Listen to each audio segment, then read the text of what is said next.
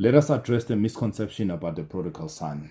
Some might consider his actions disrespectful, but I'm inspired by his actions. I'm inspired because the son showed us that he knew who he was in relation to his father.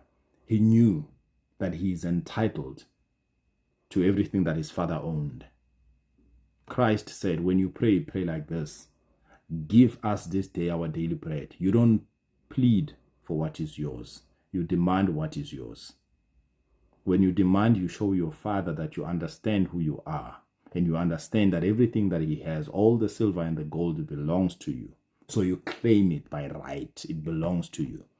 A father's duty is to provide, is to protect, is to sustain.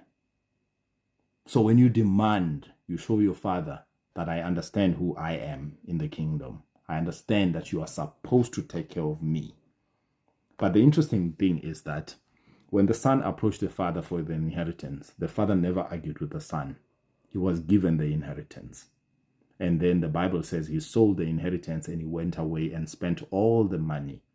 And when he was starving, after having spent all the money, he remembered that, but even the servants at home live better than I do. So it is better I go back home.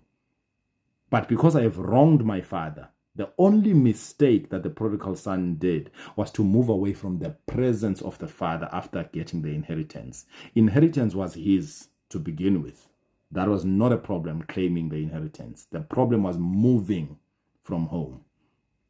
So when he returned home, the Bible says the father saw him from a distance. Why did the father notice him from a distance? Because the father never slept a wink since the son left. He would go and stand by the door, looking out for his son, hoping that today is the day my son returns home. Now, this is speaking to me and you. You might have moved away from the presence of the father. You might have been disappointed. You might even have been led astray by other people or things of this world. But the Bible says heaven rejoices over one sinner who repents. We see that when the son decides to return home. He thought that when he gets back home, he'll just plead with his father to make him a servant, to treat him like one of the servants. But we are told that when his father saw him from a distance, he ran towards him, he embraced him, and he gave him a new garment, and he gave him a ring. Now, the significance of the ring there is that the ring symbolized authority, symbolized belonging.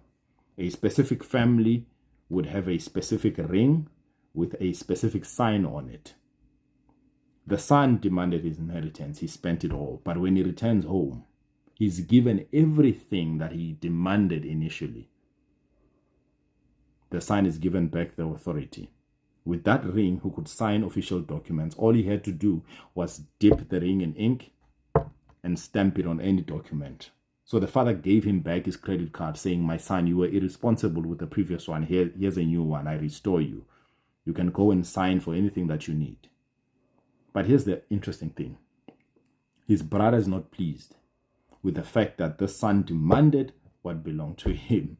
He went away, he spent it, and he returned home. But when he returned home, he celebrated. The father says to the older brother, you have always been here. This one was considered dead, but now he's alive. This one was lost, but now he is found. So for the mere fact that he is found, he is celebrated. And I'm saying, when you return home, there will be a feast for you. Because heaven indeed rejoices over one sinner who repents. Please like, share, and follow us wherever you see this video. God bless you.